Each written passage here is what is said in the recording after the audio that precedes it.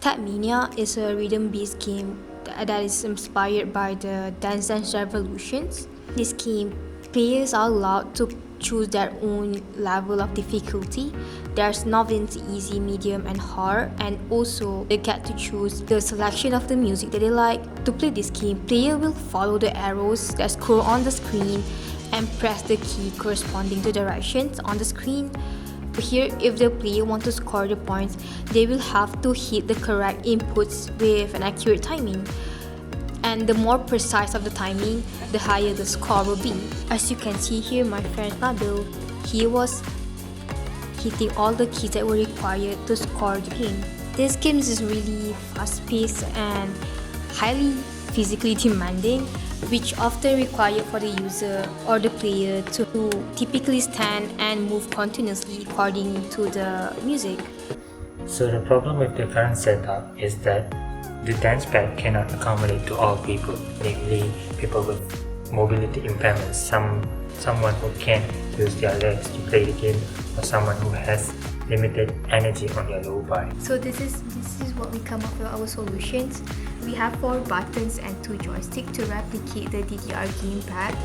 So user can choose whether they want to use only the board buttons or they want to use 2 joysticks, as you can see. And we also have this white button, which is the escape button, and the enter buttons. So this one is to control on the menu, on the game menu, so user don't have to actually go press the keyboard. So as you can see, this is how the design looks like. It's a pretty slick and pretty compact and light design.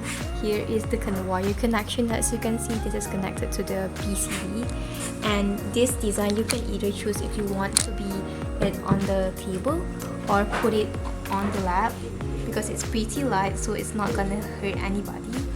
And yeah, so for people who cannot dance and have a limited ability to dance, they can opt with this controller instead.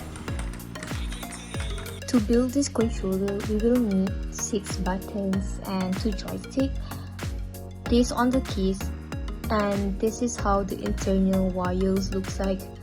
We mounted it to the joystick, and then this is how the internal case looks like. There were a lot of wires with the PCB on the corner and all the buttons and joysticks. And this is how we tested it in using the laptop. To play with the controller is really simple. First, user will have to connect their controller with the PC and then integrate all the inputs, buttons, and the joystick in the game interface, and then navigate the menu of the game. And there you have it, our controller.